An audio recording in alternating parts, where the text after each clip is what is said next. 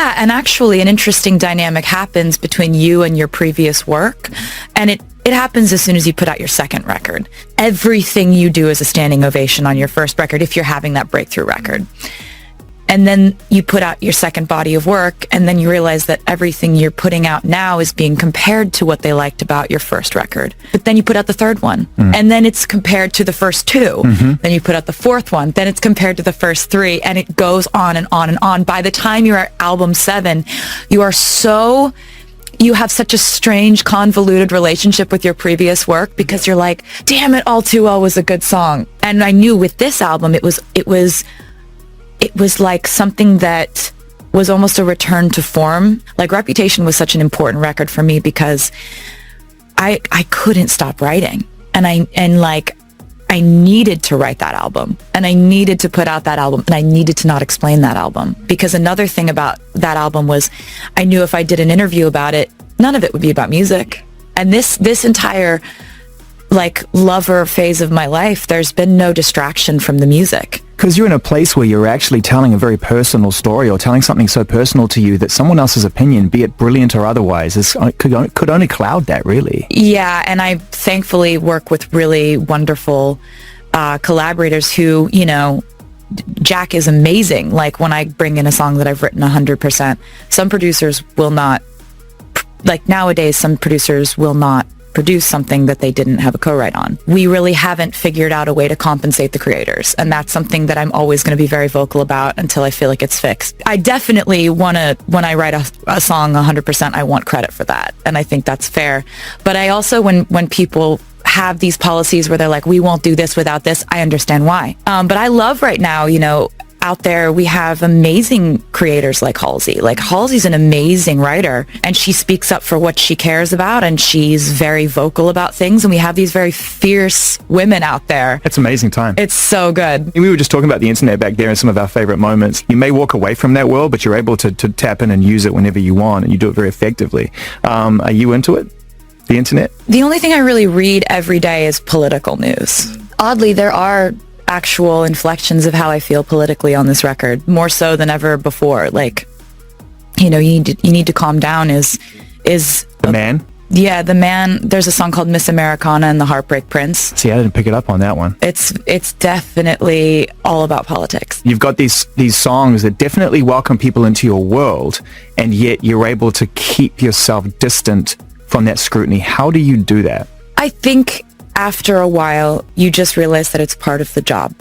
You know, there's a lot of things that I tell myself when I'm kind of panicking, and one of the things that I tell myself is like, this is part of it.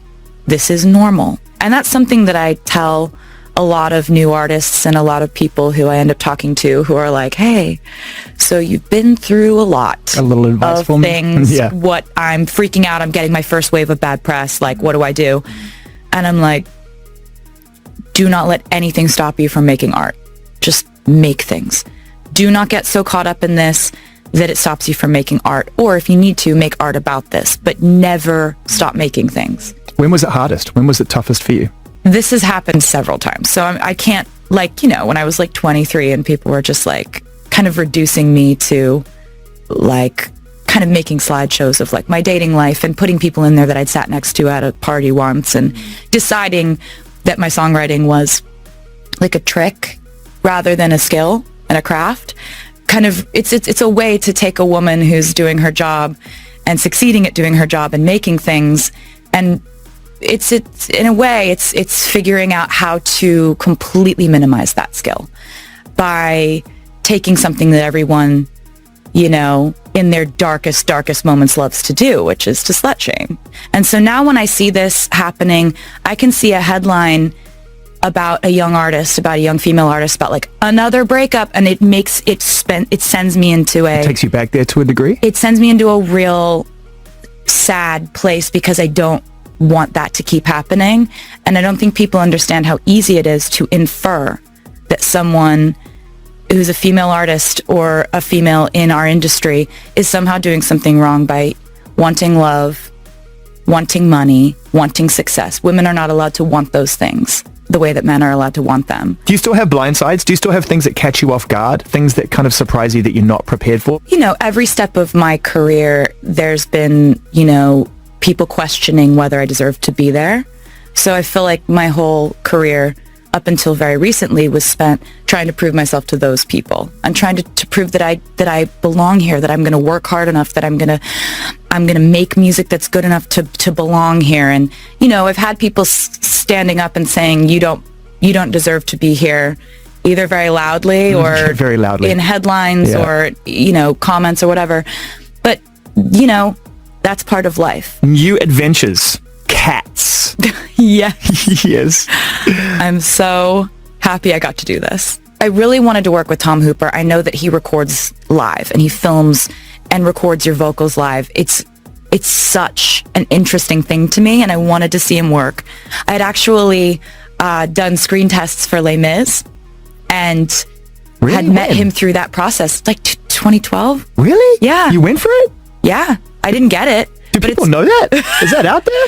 I mean, I think so, but it was such an amazing experience just doing the screen test, and I was obviously like, I'm not going to get this. And so basically when I was approached this time, it was a straight up offer, and then I started going in for rehearsals, and they have this behavioral studies class called Cat School that I was... Okay, and that's where we pause. I need to just spend a little time in behavioral studies for cats. So basically you go in, you watch these videos of cats, you watch them walking, you watch them sensing things, you learn facts about them anatomically, biologically, how do they sense things, how do they, like, what's their gaze like, what's their like, it's amazing. Have you ever written a song from someone's point of view and played it to them and it's been too close to the bone? You know, I remember I wrote a song called 15 for my friend Abigail, who is still just my best friend, and you know, she's gone through a lot of like changes in my life and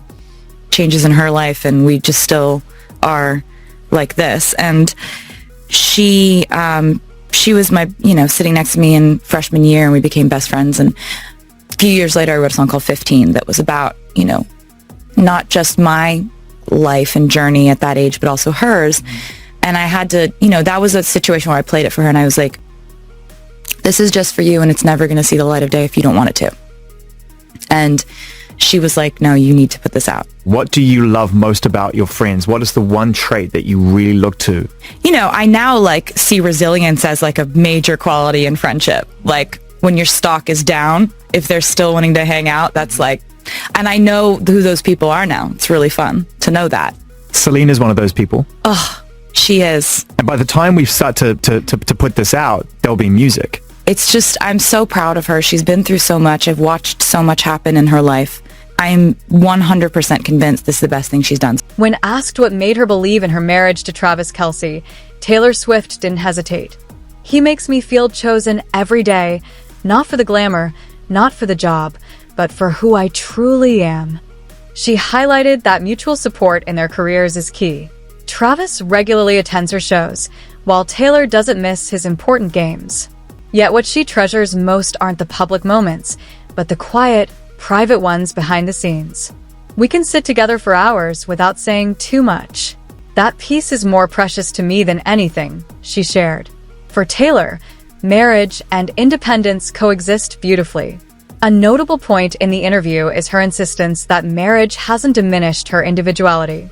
For years, she's been asked whether love impacts her career.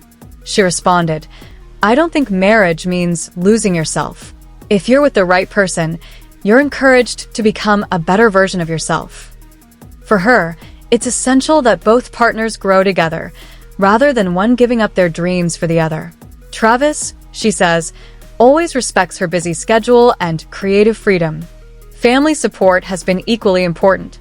Taylor shared that her mother was moved to tears upon seeing how truly happy and at peace she is in this relationship. My family just wanted me to find someone who makes me feel safe and loved, and I believe I've found that, she concluded.